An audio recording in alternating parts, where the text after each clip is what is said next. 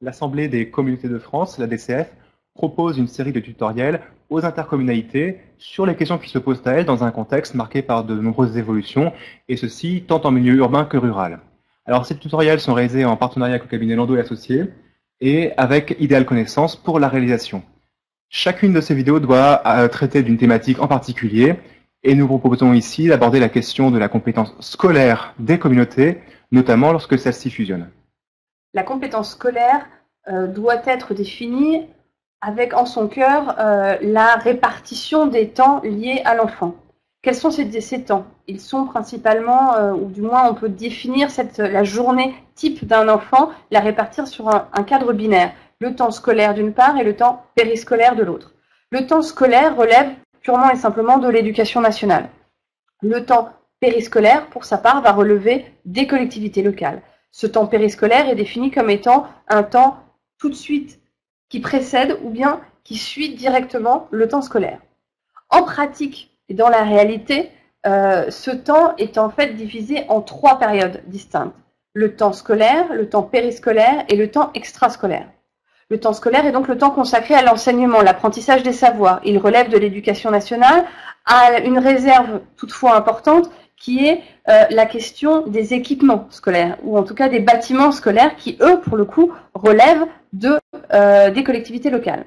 Sur le temps périscolaire, on voit bien que ce temps périscolaire, normalement, relève à la fois des collectivités locales, puisqu'il doit être consacré immédiatement ou juste après le temps scolaire. Quels sont les domaines de compétences ou les domaines d'intervention en matière périscolaire? Il s'agit du domaine de la restauration, de l'accueil, du transport scolaire.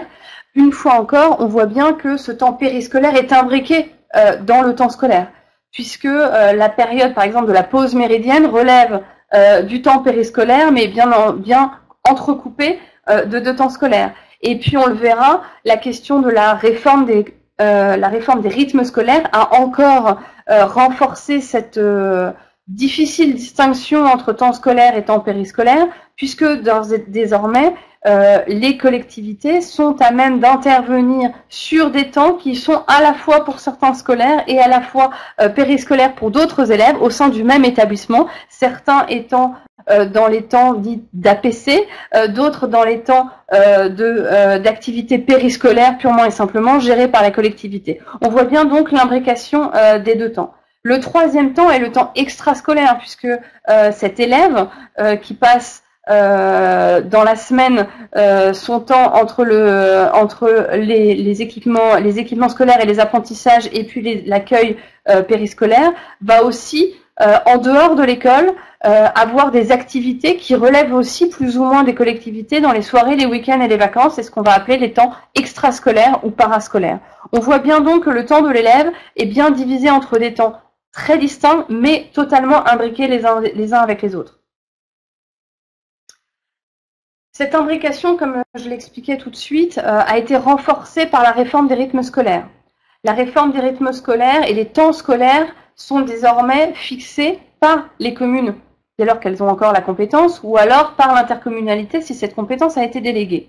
Ces temps scolaires, bien que définis par les collectivités, doivent être soumis à l'approbation, évidemment, des autorités de l'État, qui ensuite vont permettre d'accorder le rythme scolaire défini par les collectivités. Cette semaine, désormais, s'inscrit dans une semaine de 4 jours et demi, incluant le mercredi matin, 24 heures d'enseignement hebdomadaire, une journée allégée en moyenne de 45 minutes, une pause méridienne d'1h30, mais qui, selon dans certaines collectivités, peut bien évidemment évoluer et passer à 2 heures pour pouvoir permettre une organisation des temps périscolaires plus appropriée. Et puis, ces 2 fameux temps imbriqués, le temps des activités pédagogiques complémentaires, APC, qui sont organisées en groupe restreint d'élèves, fixés dans le cadre de la réforme des rythmes scolaires, mais organisés par les membres de l'éducation nationale. Donc on voit bien là encore le lien éducation nationale et collectivité locale. Et puis en dernier lieu, les temps d'activité périscolaires, qui sont des temps d'activité sur site scolaire, pour l'essentiel, mais organisés par les collectivités locales dans la suite directe de la journée d'école. Donc on voit bien cette imbrication des deux temps qui rend très difficile aujourd'hui un cloisonnement de la définition de la compétence périscolaire par rapport à la compétence scolaire. Alors, dans le cadre de la procédure et de la réforme des rythmes scolaires, on le sait, le décret Hamon, publié en mai 2014, a tenté de faciliter un petit peu ou d'assouplir un tant soit peu cette réforme et l'organisation des rythmes et permettre des expérimentations locales dans un cadre bien défini par le décret. Cette expérimentation permet de diminuer le nombre de demi-journées de classe avec 5 matinées minimum tout de même, mais avec la possibilité donc de décaler une demi-journée non plus sur le mercredi matin mais sur le samedi matin dans certaines hypothèses. Et puis parfois d'augmenter la durée de classe hebdomadaire, et ça a été effectivement également autorisé sur certains territoires. L'autorité décisionnaire in fine reste de toute manière le DAZEN et l'inspecteur de l'éducation nationale de la circonscription qui devra accepter cette possibilité. À l'issue de cette période d'expérimentation, qui doit être, comme toute période d'expérimentation, accordée pour un délai limité, celle-ci devra faire l'objet d'une évaluation nécessaire avant de permettre sa conservation ou sa pérennisation sur un temps plus long.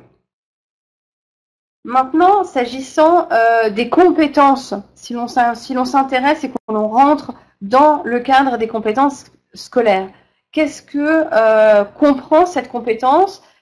Quels sont les domaines d'intervention réels des collectivités locales en matière scolaire? Alors, la compétence des collectivités locales se retrouve un petit peu dispatchée dans un certain nombre de dispositions du Code de l'éducation, mais également de circulaires qui prévoient des dispositifs précis. Alors, nous avons la création et l'implantation des écoles qui relèvent évidemment du Code de l'éducation, mais qui relèvent des collectivités.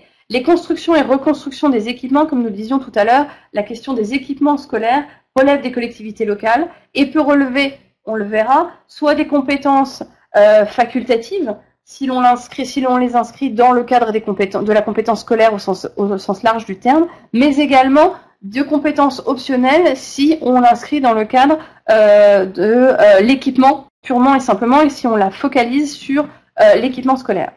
Ensuite, il y a également un certain nombre de compétences en matière notamment d'ATSEM, de recrutement des ATSEM, sur une ou plusieurs écoles, de financement des dépenses de fonctionnement liées à la scolarisation d'enfants dans les écoles privées ou publiques. Et il ne faut pas oublier cet aspect des choses. Le financement des dépenses de fonctionnement dans les écoles privées est un point important qui relève des collectivités locales. La restauration scolaire des écoles primaires, avec toutes les questions de la tarification de la restauration et des conditions de tarification de la restauration scolaire. La mise en place des services minimums en cas de grève des enseignants. Le respect de l'obligation scolaire par le recensement et la sectorisation qui relève également des collectivités locales, et l'aide à la scolarité des élèves en primaire par la caisse des écoles auxquelles appartiennent les collectivités qui seront donc compétentes en cette matière-là également. Donc une compétence scolaire qui recouvre plusieurs éléments. Et puis la question se pose de l'exercice de cette compétence scolaire à échelle intercommunale, notamment en raison des futures évolutions de périmètre des communautés, à l'occasion avant tout des fusions de communautés. En application des schémas départementaux de coopération intercommunale, les communautés vont fusionner en assez grand nombre au 1er janvier 2017 à partir de situations différentes entre les communautés amenées à n'en former plus qu'une seule à compter de cette date-là. On part de situations différentes et la loi demande que de ces compétences exercées différemment, avec des choix différents faits entre les communes, on parvienne à une communauté qui est par la suite harmoniser ses statuts. Alors l'harmonisation des statuts, c'est bien une question qui se pose parce qu'on part de situations très différentes et la chose s'observe également en matière scolaire. Déjà, des communautés qui ont choisi d'exercer la compétence scolaire, soit de façon large comme on l'a vu, auquel cas c'est une compétence facultative, soit en la restreignant à la compétence optionnelle sur les équipements de l'enseignement préélémentaire et élémentaire.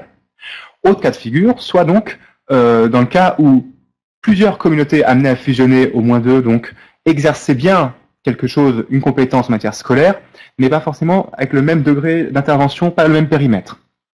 À partir de cette situation différente, la loi demande que soit harmonisée les compétences, c'est-à-dire que au terme d'un délai de 2 ans laissé à compter de l'entrée en vigueur de la fusion, on ait un exercice de la compétence qui soit identique ou à peu près identique sur le périmètre de la nouvelle communauté. 2 ans à compter du 1er janvier 2017, donc pour les fusions en application des SDCI. Qu'est-ce que cela veut dire? Cela veut dire qu'il est laissé 2 ans au conseil communautaire de la nouvelle communauté pour, premier cas de figure, généraliser la compétence. C'est ce que vous avez sur la colonne du milieu de ce schéma. Il va être décidé que sur au moins une communauté qui exerçait la compétence, finalement ce sera toute la nouvelle communauté post-fusion qui exercera cette compétence scolaire, avec à l'occasion une latitude laissée pour, au besoin, redéfinir la compétence facultative.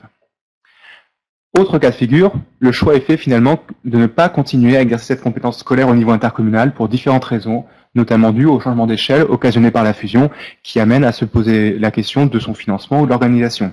Auquel cas, c'est donc la colonne de droite, le conseil communautaire peut décider de restituer la compétence aux communes. Autrement dit, la compétence scolaire ne figurera plus dans les statuts de la communauté. Si le conseil communautaire ne délibère pas dans ce délai de 2 ans, la compétence est généralisée automatiquement. C'est le cas de figure à gauche de ce schéma. Ça veut dire que la communauté l'exercera entièrement sur tout son nouveau périmètre sans qu'il y ait eu de décision explicite en la matière. On a donc une question qui touche même à la compétence, après la fusion notamment, savoir dans quelle mesure la communauté est compétente, et une question qui est connexe mais qui est en fait en interaction avec celle-ci, c'est de savoir s'il est possible, et dans quelle mesure, de mutualiser les services autour de cette compétence scolaire. Alors la mutualisation des services recouvre en fait différentes réalités, et notamment une mutualisation des services un peu au sens strict. On parle vraiment de services en tant que tels qui sont mutualisés, avec pour ça 2 outils qui sont proposés par la loi. Soit il est question de mise à disposition, alors ascendante quand c'est un service communal qui bénéficie à la communauté, ou descendante lorsque c'est un service communautaire qui bénéficie à une ou plusieurs communes membres. Ou deuxième outil, le service commun qui s'inscrit en dehors des compétences transférées. Alors, la différence, c'est que la communauté va donc chercher à mutualiser, par exemple, de façon au moyen du service mis à disposition, notamment lorsque le transfert de la compétence scolaire a été effectué en partie, mais que le périscolaire est resté aux communes, par exemple. On peut se poser ces questions de partage d'agents qui, quand même, vont remplir des missions assez similaires, par exemple des agents d'entretien, ou sur des questions notamment en matière d'ATSEM. La façon de mettre à disposition des agents dans un service mis à disposition de façon ascendante ou descendante a notamment pour intérêt d'avoir des postes complets et donc de favoriser la stabilité de l'emploi de ces agents. Le service commun, lui, est créé en dehors des compétences transférées. C'est-à-dire qu'on se situe dans l'hypothèse dans laquelle, à l'issue de la fusion par exemple, il a été choisi de ne pas généraliser la compétence scolaire, à savoir donc que la communauté ne l'a plus dans ses statuts. Mais la communauté peut tout de même organiser un service commun qu'elle porte, de façon à apporter une aide aux communes, notamment qui se voient restituer cette compétence alors que cela faisait plusieurs années qu'elles ne le géraient plus en direct. Le service commun est donc créé en dehors des compétences transférées et présente la faculté, l'avantage de pouvoir être assez souple sur son objet. On pourra porter sur une partie de la compétence scolaire ou tout l'ensemble si le souhait est fait dans ce sens-là. Également la souplesse, c'est que les communes en bénéficient dès lors qu'elles le décident et donc vous pouvez avoir un service commun qui recouvre l'ensemble des communes membres ou une partie seulement. Voici pour les services mutualisés au sens strict, mais il est possible de mutualiser par d'autres moyens. Par exemple, il est possible de mutualiser les équipements. On n'est plus sur une réflexion par service, mais les équipements au sens large, qu'il s'agisse de bâtiments ou de biens utiles pour les compétences scolaires, peuvent être acquis par la communauté et mutualisés de cette sorte. La communauté doit en être propriétaire et elle organise sa mise à disposition. D'autres façons peuvent être envisagées pour mutualiser, notamment quand la compétence est finalement restituée aux communes membres. Les communes peuvent se rassembler pour avoir plus de moyens à plusieurs afin de prendre en charge cette compétence scolaire. Il est notamment possible de créer un syndicat de communes entre ces communes qui récupèrent la compétence scolaire. C'est d'ailleurs facilité par la loi qui, sur les compétences scolaires et sociales, rend possible de créer un syndicat, y compris si le SDCI ne l'a pas prévu, de façon très souple par rapport à d'autres compétences. Autre outil qui vient d'être élargi aux communes membres de la même communauté, c'est l'outil du service unifié. Le service unifié n'aboutit pas à la création d'une nouvelle structure, contrairement au syndicat de communes. C'est par voie conventionnelle que plusieurs communes membres de la même communauté se rassemblent, décident que l'une ou plusieurs d'ailleurs de ces communes peuvent porter le service, parce qu'on repère qu'une est mieux structurée, qu'elle a plus de moyens en tant que telle, et les autres communes remboursent le service qui est porté donc par cette commune. À noter qu'il faut que le schéma de mutualisation des services le prévoit explicitement, ce qui a été voulu par le législateur, pour éviter qu'il y ait des doublons de mutualisation entre ce qui est fait au niveau des communes et ce qui est fait par la communauté. D'autres façons également de mutualiser peuvent passer par des regroupements pour la commande publique de façon assez classique. Quel bilan peut-on faire lorsque l'on se trouve dans un scénario post-fusion après le 1er janvier 2017? Quel bilan faire et quelle réflexion avoir dans l'hypothèse de notre compétence, de la gestion de notre compétence périscolaire? Faut-il transférer la compétence ou faut-il plutôt mutualiser? La question se pose sur de nombreux territoires. Pour y répondre, on peut s'interroger ou poser un certain nombre de questions qui vont permettre de définir ou d'arbitrer un scénario qui sera plus ou moins cohérent par rapport aux besoins de la communauté. Tout d'abord, est-ce que on peut imposer le dispositif à une commune? Dans le cadre d'un transfert de compétences, oui. Dans le cadre de la mutualisation, non. Pourquoi? Tout simplement parce que dans le cadre de la mutualisation, chaque commune va indépendamment adhérer au dispositif mutualisé. Elle peut donc le faire totalement librement.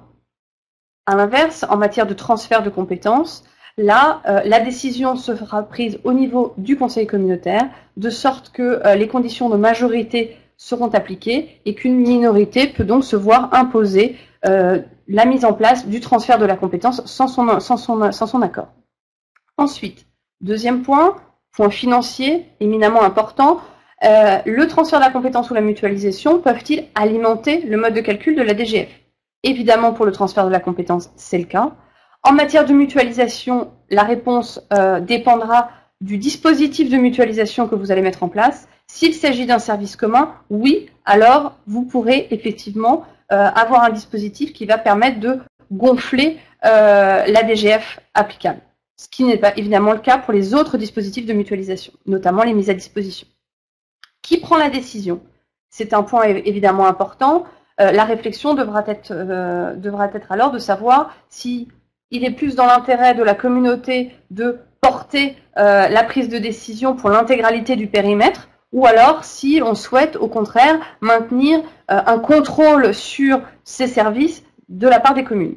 Si l'on souhaite effectivement un portage communautaire unifié et harmonisé sur l'intégralité du territoire, mieux vaut-il mettre en place un transfert de compétences. Si à l'inverse, on souhaite conserver pour des raisons de proximité un rôle et un ancrage communal, alors dans ces cas-là, la mutualisation aura son intérêt. Maintenant, si l'on se place du point de vue des contrats et de la carrière des agents et la gestion des équipements, qu'est-ce qui va se passer en matière de transfert de compétences? Principe général en matière de transfert, qu'il soit d'une compétence périscolaire ou de toute autre compétence, le transfert de la compétence entraîne le transfert des contrats, des agents et des équipements afférents.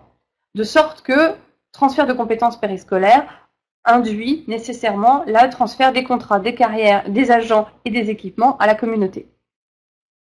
Pour ce qui est de la mutualisation, là encore, ce sera essentiellement la communauté qui va être porteuse des contrats et des agents, puisque dans le cadre d'un service commun, puisque le service commun sera nécessairement porté par la communauté et non pas par les communes, même s'il y a des dispositifs spécifiques qui l'y autorisent. Mais en matière périscolaire, l'option sera le plus largement possible la solution de portage communautaire.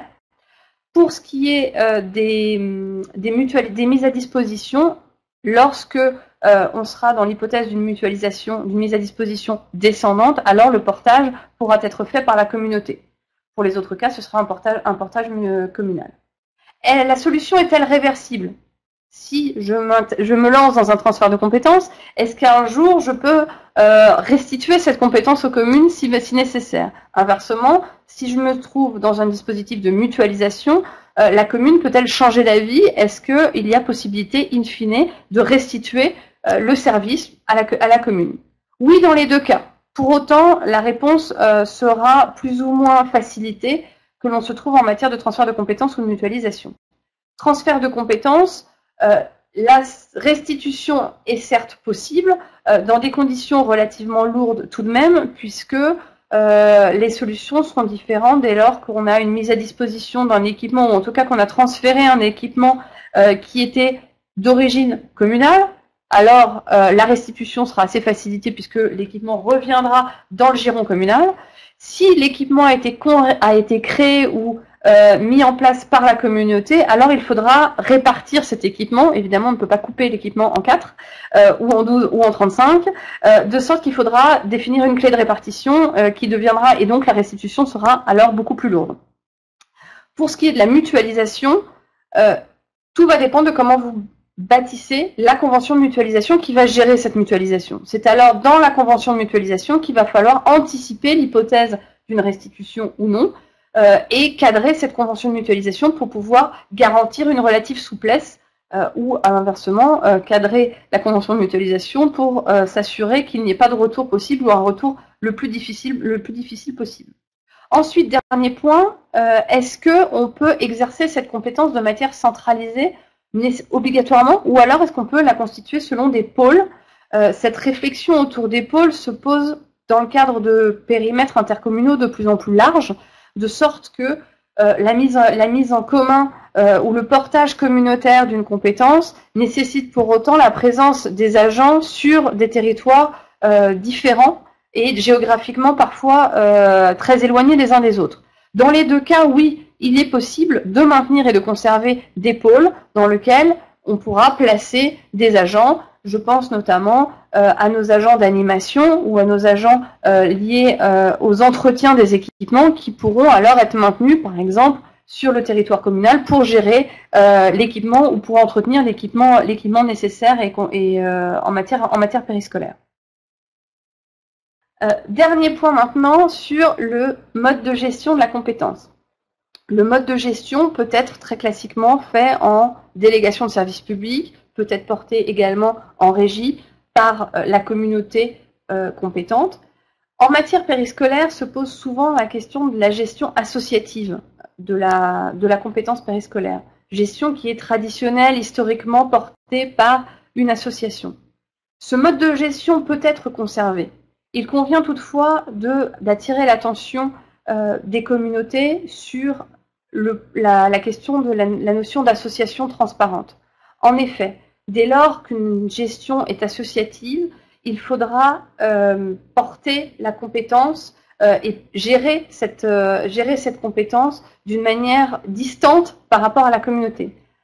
En effet, le juge et notamment les chambres régionales des comptes sont de plus en plus souvent attentives à cette modalité qu'on appelle l'association transparente, et notamment aux critères de contrôle de l'association par la communauté porteuse de la compétence. Les critères de contrôle sont triples. Ils sont liés à la composition de l'association, au pouvoir de contrôle et notamment à l'ingérence de la communauté dans l'association, et dernier point, aux contributions de la communauté dans l'association. Ces 3 points de vigilance doivent être évoqués afin de garantir l'indépendance de l'association et le maintien, la conservation d'une gestion associative avec toute la souplesse que cela comporte de la compétence périscolaire. Pour conclure, d'autres tutoriels vous sont proposés dans cette série de tutoriels réalisés en partenariat avec le cabinet Landau Associés et Idéal Connaissance, tant sur des champs thématiques, l'assainissement et l'environnement, la gestion des milieux aquatiques et la prévention des inondations, que sur des évolutions institutionnelles, fusion de communautés, extension de communautés, et ce qui en résulte en matière de gouvernance des nouvelles communautés qui ont à la suite de ces mouvements.